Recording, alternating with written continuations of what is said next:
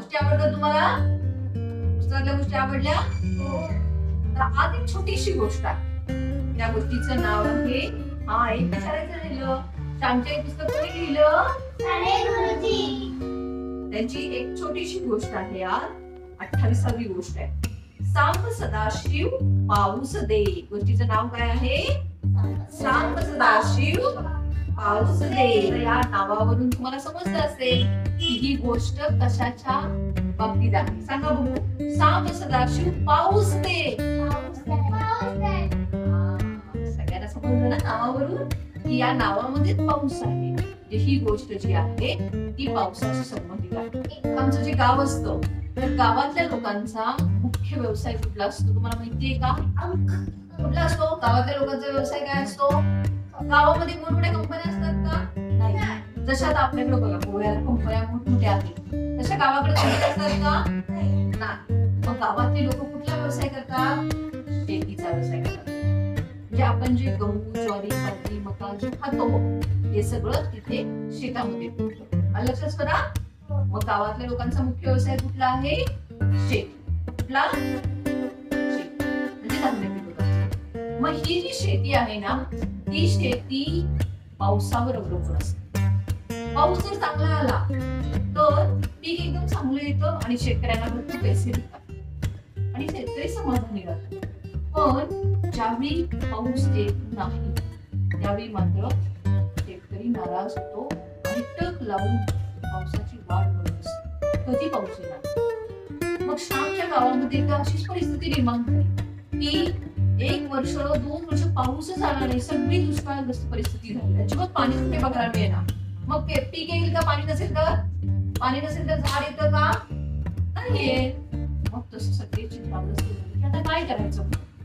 मग म्हणून आपण पाण्याला जीवन काय म्हणतो? पाण्याला जीवन. एक तर आपण अन्नाशिवाय आपण जास्त वेळ जगू शकू पण आपल्याला जर पाणी मिळालं नाही ना तर आपण जगू शकणार नाही. आणि हे पाणी आपल्याला कुठून मिळतं? सोडा पाणी आपल्याला कुठून मिळतं? पावसामुळे मिळतं पाणी. जर पाऊस पडला तर आपल्याला पाणी मिळणार नाही आणि म्हणून पाण्याला काय म्हणतात? पाऊस पडला तर पाणी मिळणार. पाऊस नाही पडला तर नाही मिळणार पाणी. आणि मग श्यामच्या गावात कसं झालं की पाऊसच पडला नाही. मग लोकांनी काय ठरवलं? गावातल्या लोकांची श्रद्धा असते. मग श्यामच्या गावामध्ये एक शंकराचं शिवाचं मंदिर असतं. त्या मंदिरामध्ये पिंड असते की त्या पिंडीला रुद्र अभिषेक करायचा. अभिषेक करायचा म्हणजे खूप पाणी टाकायचं आणि मग प्रार्थना करायची की पाऊस पडू दे असे प्रार्थना करायची. त्या गावातली लोक सगळी ठरवतात. मग प्रत्येकाला वाटून वेळ दिलेली असते की कोणी कधी पाणी टाकायचं कोणी कधी स्तोत्र म्हणायचं. हे सगळं आळीपाळीनं ठरवलेलं असतं. श्याम मध्ये घरातच बसलेला असतो. मग श्यामचे म्हणते श्याम तू जात नाही का रे पाणी टाकायला? श्याम लगेच म्हणतो एवढे एवढे मोठे मोठे हंडे मला तर काही उचलणार नाहीये. मी नाही जाणार पाणी टाकायला. श्यामची म्हणते जर तुला मोठा हंडा उचलत नाहीये ना मग तू असं का करत नाहीस? तू तांबे घेऊन जा घरातला. श्याम लगेच काय म्हणतो माहितीये? काय आई तांब्या घेऊन जा सांगतेस? लोक मला हसतील की. नाही तर तांब्या राहू दे पंचपात्रच घेऊन जातो मी. त्या पळीच घेऊन जातो पाणी ओतायला. म्हणजे श्यामला काय म्हणायचं होतं? मोठे हंडे तर मी उचलू शकत नाही आणि एवढं छोटं भांड जर मी घेऊन गेलो तिथे तर लोक मला हसतील. मग श्यामचे म्हणते अरे कशाला हसतील? तू जर उलट मोठा हंडा उचलायला गेला तर लोक तुझ्याकडे बघून हसतील. तू छोटा आहेस. मग तू छोटं भांड घेऊन गेला तर तुला कोणच काही नाही म्हणणार.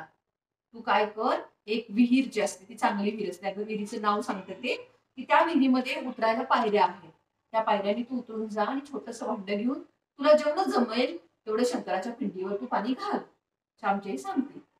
मग श्यामला एवढंच माहिती की आईने सांगितलं तर ऐकायचं. मग श्याम विचार करतो की चला आपण गेलं पाहिजे. आपली आई आपल्याला एवढं सांगतेय ना की मोठ्या घागर नाही तुला उचलं तर तू तांब्या घेऊन जा. मग श्याम काय करतो? छोटी घागर असते की नाही बघितलं सगळ्यांनी? छोटी घागर सगळ्यांनी बघितली? मग ती छोटी घागर श्याम घेतो आणि विहिरीमध्ये जाऊन पाणी घेतो आणि मंदिरामध्ये अभिषेकासाठी टाकतो. मग त्यावेळी सगळी लोक काय म्हणतात? काय श्याम इंग्रजी शाळेत शिकतो म्हणून लाजलास की काय? एवढे 2-3 दिवस तू आला नाहीस आणि आजच तू आलायस. सगळेजण त्याला चिडवतात श्यामला. श्याम म्हणतो हो मी आजच आलोय, मी पाणी टाकायला आज पहिल्यांदाच आलोय, श्याम सांगतो त्यांना. ओके. मग श्याम त्याच्या परीने जेवढं होईल तेवढं पाणी टाकतो. मग श्यामची आई काय म्हणते श्यामला, की तू एवढी पुस्तकं वाचतोस, देवांच्या कथा वाचतोस, आणि जर आपल्या गावामध्ये एखादं चांगलं काम चालू आहे तर त्या चांगल्या कामासाठी तू का जात नाहीयेस? आणि असं जर तू वागत असशील तर त्या प्रार्थनेचा, वाचण्याचा, देवाच्या कथा वाचण्याचा उपयोग काय? आता तुम्ही आता श्यामच्या आईच्या कथा ऐकायला येता, श्याम कसं वागतोय ते आपण शिकतोय, आणि मग तुम्ही घरी जाऊन आईचं जर ऐकलं नाही तर उपयोग आहे का त्याचा? इथे येऊन गोष्टी ऐकण्याचा उपयोग आहे का? नाहीये.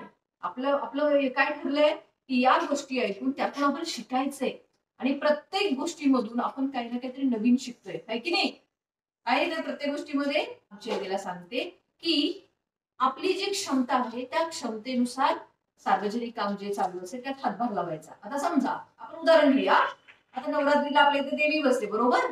मग जेवायला आपण जातो, मग ज्यावेळी आपण तिथे जेवायला प्रसाद घ्यायला जातो त्यावेळी आपण थोडी मदत पण केली पाहिजे की नाही?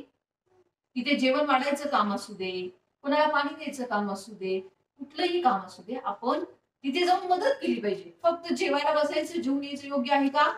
नाही. तर जे कुठलं काम चालू असेल देवाचं त्या कामामध्ये आपण स्वतःचा सहभाग दिला पाहिजे, सहभागी झालं पाहिजे. लक्षात आलं? तसं सांगते. मग श्याम पाणी ओतायला लागतो. मग तिथं मंदिरामध्ये ना सगळी मुलं काय करतात माहितीये? स्तोत्र बोलत असतात. पण ते स्तोत्र संस्कृत मध्ये नसतं, तर ते मराठीमध्ये स्तोत्र असतं, मंत्र असतो. सगळी मुलं, लहान मुलं ज्यावेळी पाणी टाकत असतात श्यामच्या बरोबर, त्यावेळी ती मुलं ते मंत्र म्हणत असतात. तो मंत्र आपण सगळे मिळून म्हणूया. हा, तो मंत्र असा आहे बघा. सांब सदाशिव पाऊस दे,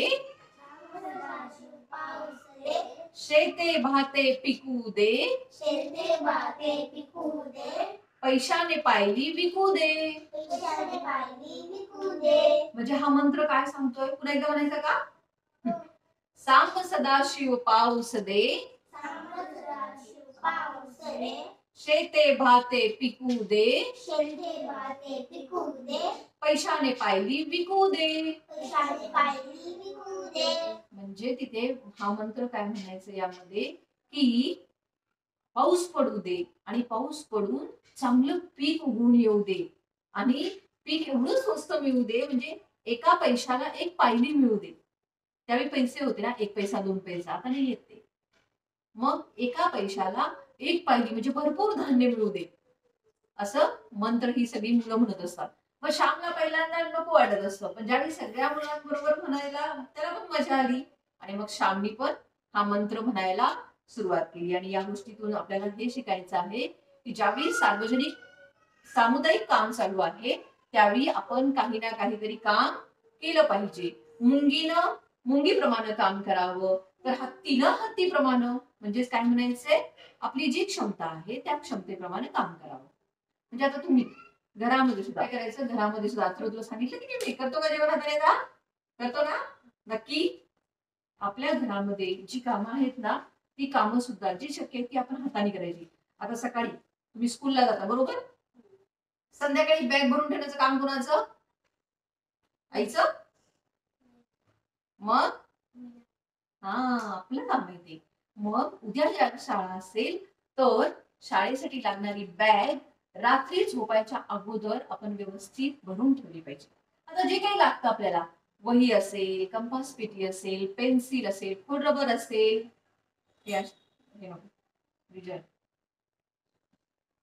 मग ते सगळं रात्री भरून ठेवायचं. पाण्याची वॉटर बॉटल भरता तुम्ही स्वतः? मग ही जी कामं तुम्हाला शक्य आहे ती तुम्ही करायला पाहिजे. हळूहळू तुम्ही जसं जसं मोठं व्हाल तसं सगळी कामं करायची, पण आता तरी तुम्ही जे तुम्हाला जमेल ती कामं करायची. आपण ड्रेस स्वतःचा स्वतः घालायचा. आंघोळ झाल्यानंतर अंग आपण पुसलं पाहिजे स्वतः. किती दिवस आईने पुसायचं? किती दिवस आईने आपलं करायचं? आपण स्वतः पुसायचं. ही छोटी छोटी कामं आपण स्वतःची स्वतः करायची. स्वतः लक्षात आलं? मम्माला म्हणायचं राहू दे मी करते काम. आपल्या मम्माला कधी पाणी पाहिजे असेल, पप्पांना पाणी पाहिजे असेल तर ते आपण नेऊन दिलं पाहिजे. आपलं पण ते करतात की नाही काम, आपल्यासाठी दिवसभर कष्ट करतात की नाही. मग आपली पण जबाबदारी आहे. मग आई वडिलांना पाणी देणं असू दे, आपली छोटी छोटी कामं असू दे, सगळी आपण करायची.